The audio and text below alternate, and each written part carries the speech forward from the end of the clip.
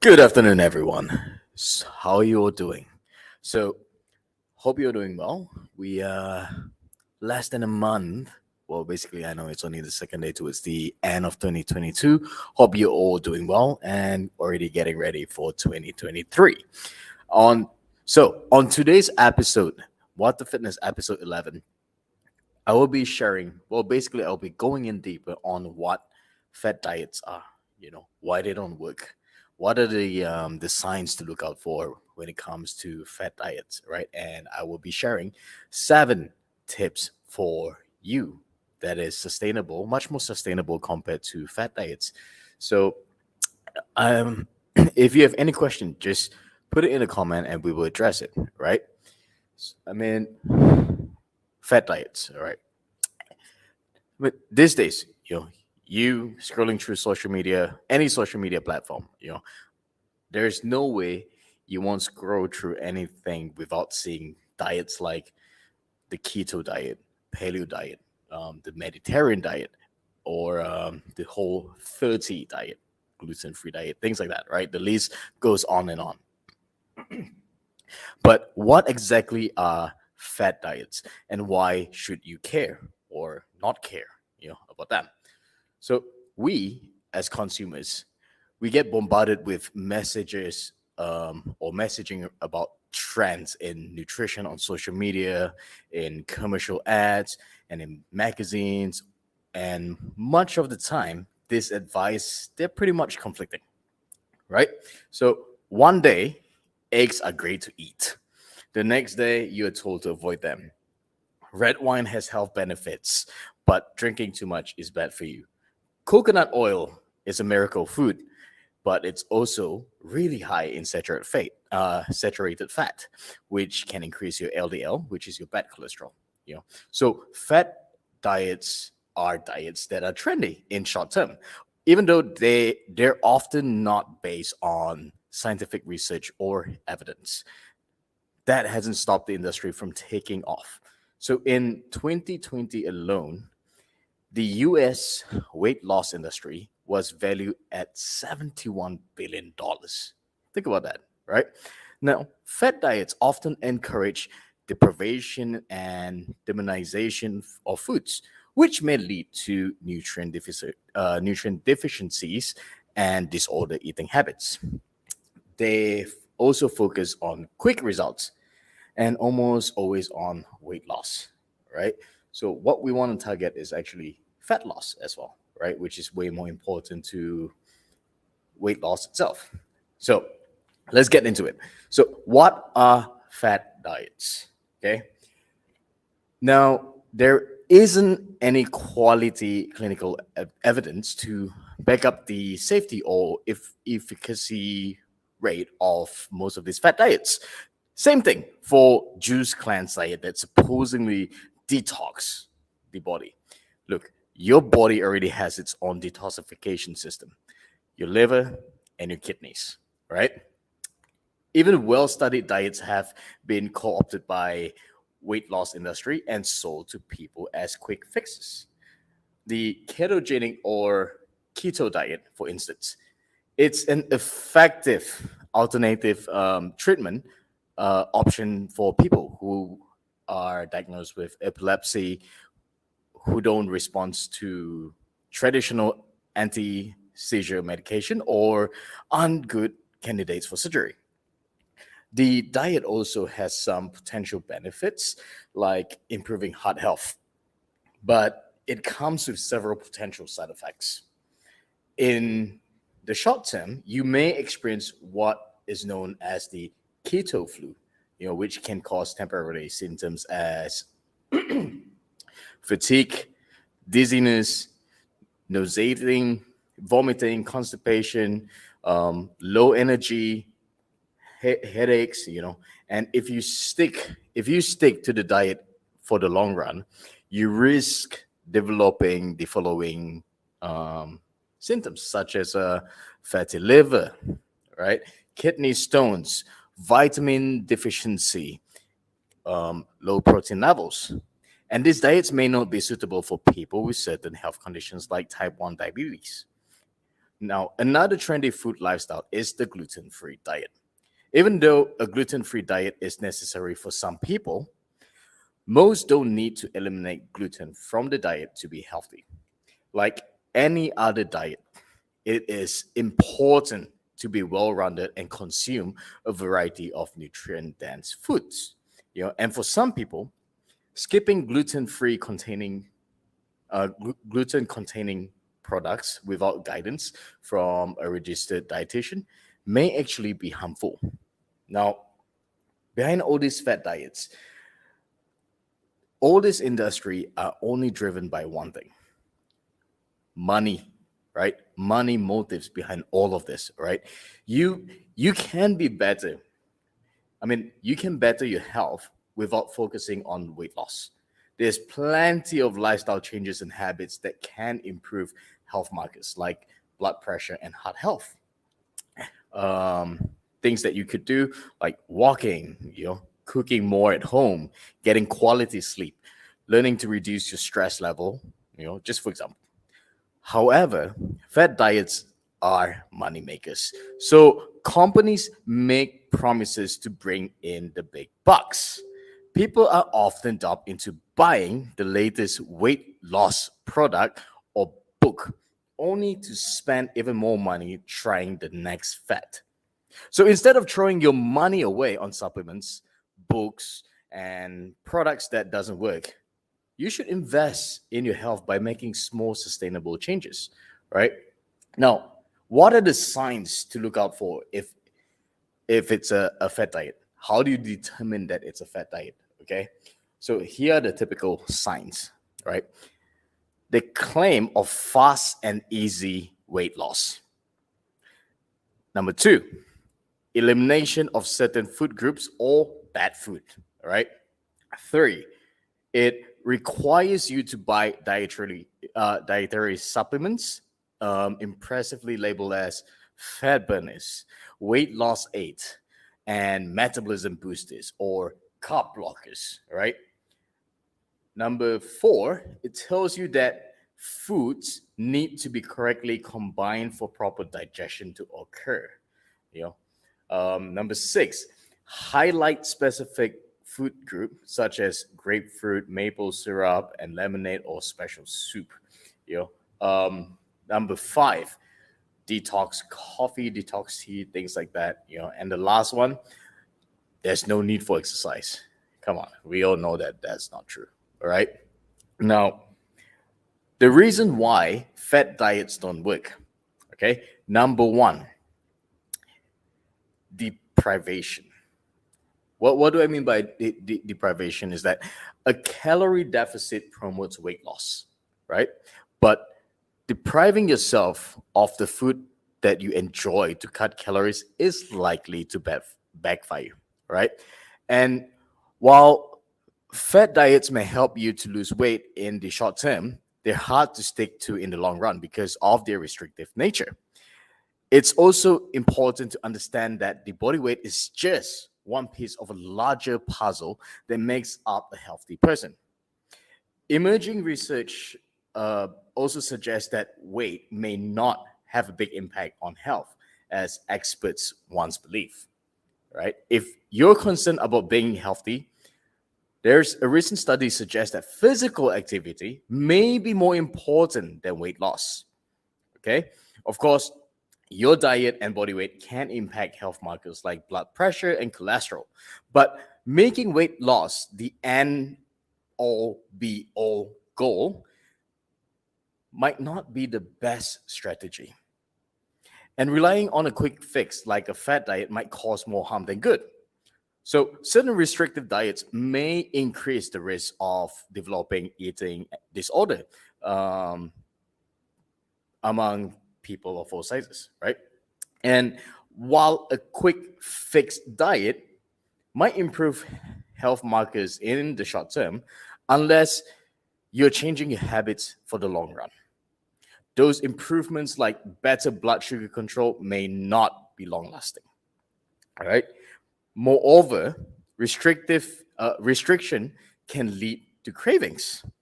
So There are researchers that are still trying to understand food cravings, but completely cutting out chocolates, ice cream, can actually lead you to want those food more than ever.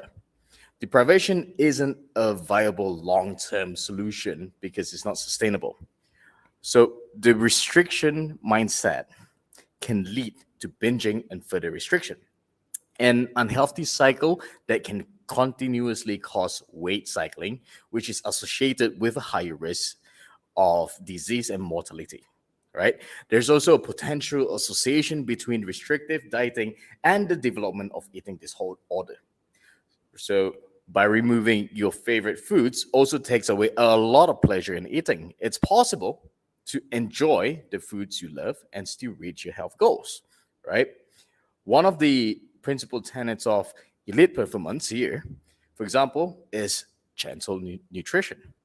The concept that you can eat healthily fully while honoring your taste buds, right? Like, for example, this morning I just had a bowl of laksa. There's nothing wrong with that. Okay. Number two, nutrient deficiencies. Okay. So often, certain foods or macronutrients become the target of fat diets. But if you're required to cut out an entire food group, the diet probably won't last. You may also be at higher risk of nutrient deficiencies. Cutting out foods and food groups or significantly reducing caloric intake can make it much harder to get the nutrients your body needs. For example, people following a strict vegan diet are at risk for vitamin B12 deficiency because the nutrient is found primarily in animal foods. And if you're eating a very low carb diet, like the keto diet, you may not be getting enough fiber or other key vitamins and minerals, which can lead to unpleasant side effects like constipation or muscle cramps. All right. Number three, on why it doesn't work: unnecessary demonizing certain food. Right. Your diet doesn't need to involve an all or nothing approach. Some foods are more nutritious than others, but all foods can be part of a healthy diet. We live in a world of delicious options after all. Of course, too much of a tasty thing may negatively impact your health. Large quantities of refined carbohydrates, for instance, can cause blood sugar spikes that may eventually lead to diabetes. They may also contribute to the development of heart disease. We have to remember, this is one topic that I've talked about, I think, 3 weeks ago, 4 episodes ago, right? Carbs are not the enemy, right? You can reduce your refined carbs and sugar intake without going to the extreme. Whole grains, fruits, vegetables, legumes contain plenty of nutrients, including fiber, which is essential for your gut health. Okay. Number four, disorder eating. All right. Diets. Diets can also negatively impact your mental health. Fat diets, in particular, are associated with an increased risk of disorder eating and eating disorder due to their restrictive nature and negative impact on body image. There's also a mental toll of restriction to consider. Constantly striving to eat perfectly can cause unnecessary stress, which may, in turn, affects your overall health, right? So this is something for you all to think about. You know, if you have tried certain fat diets out, you can always leave us a comment. Let us know, how they work for you and why it didn't work for you, right? So now I'm going to share with you 7 sustainable changes that you could try to implement into your daily life instead of giving the fat diet a go, right? So the first thing that you want is you need to enjoy the food you love, right? Learn to enjoy the food you love because complete deprivation doesn't work. If you're worried about sugar intake, having some dessert every night might help curb those intense sweet cravings. Restrictive diets tells you, restrictive diets tell you to never have dessert, leading to cravings and binging because you tell yourself you never eat cookies again. Eating one cookie can turn into a whole box. You know, allowing yourself, you need to allow yourself to enjoy the foods you love without the guilt. Whether that's chocolate, ice cream, or cookies, can absolutely be part of a healthy diet. But of course, consume it at a proper amount. I'm not asking you to finish the whole box here, all right? Number two, get moving, right? You don't need to start high intensity workouts at 5 a.m., or say maybe 6 in the morning, to improve your health. You need to be getting at least 150 minutes of moderate intensity activity each week to significantly reduce your risk of heart disease and stroke. There's just over 21 minutes a day, right? It's not long, right? So you can include any activities that get your heart rate up, which includes brisk walking and doing household chores, right?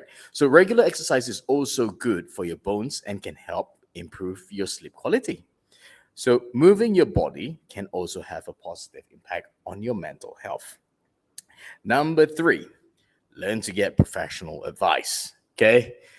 If you're feeling super confused about how to incorporate healthy habits and feel overwhelmed by the diet culture of nonsense, consider seeking out a professional coach like myself to help you break down health advice and sustainably achieve your goals. Okay. Um, let's see what else. You want to be, you want to learn to be consistent, right? What do I mean by being consistent? Is that you need to learn to eat consistently throughout the day. Try not to skip any meals because by eating consistently throughout the day, it helps to maintain optimal blood sugar levels. It prevents indigestion and curbs uncomfortable bloating. All right. Then the next one would be having a balanced meal. Give me a second.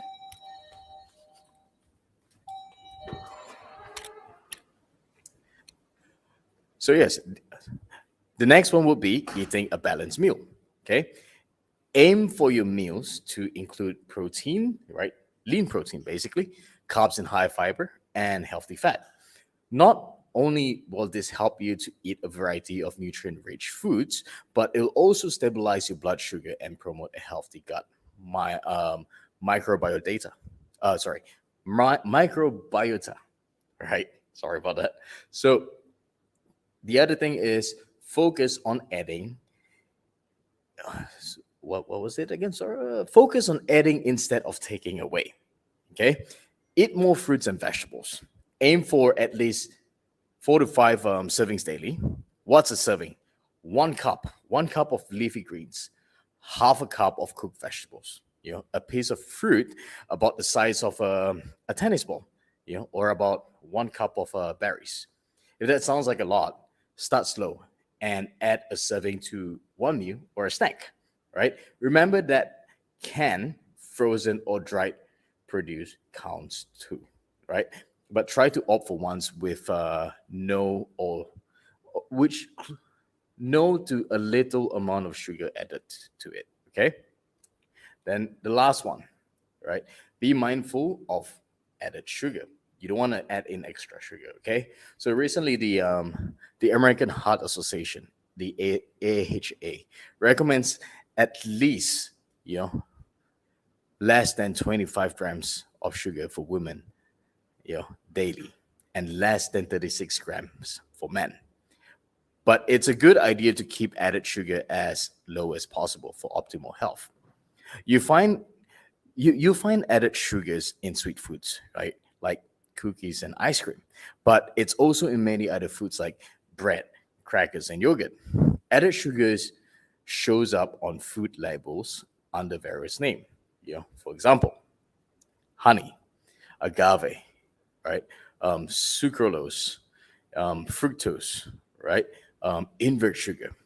So try to choose those lower sugar option if you can. And remember, when you buy things that are in can or any form of packaging, you want to turn around and look at the food label, right? You got to make sure that everything is on par with what you need for your daily food intake, right? So the bottom line to fat diets, right? A fat diet might help you to achieve your goals in the short term, but cutting out major food groups and your favorite dessert isn't sustainable, right? Making smart, healthy choices without focusing on weight loss and relying on quick fixes is possible, right? Hopefully, I've covered everything you need to know about fat diets. You could rewatch this in the replay, okay? But here's the thing: I want to hear your story, right? Have you have you tried out any fat diets, and how did it work out for you? You know, what were you doing? How long were you on it? Right? So leave a comment and share with us your experience. Also, are you currently stuck on your nutrition or your diet? Right? If so, what's that one specific piece of advice you're able to take from today's sharing to apply to what you're going to do later on today or tomorrow? All right. So let's hear it. And I'm excited to hear how I can help. Okay. So if there is any question at all, right, just pop it in the chat and I will get back to you. All right. So that's it from me. Hope you'll have a wonderful weekend ahead. See you all next week on episode 12.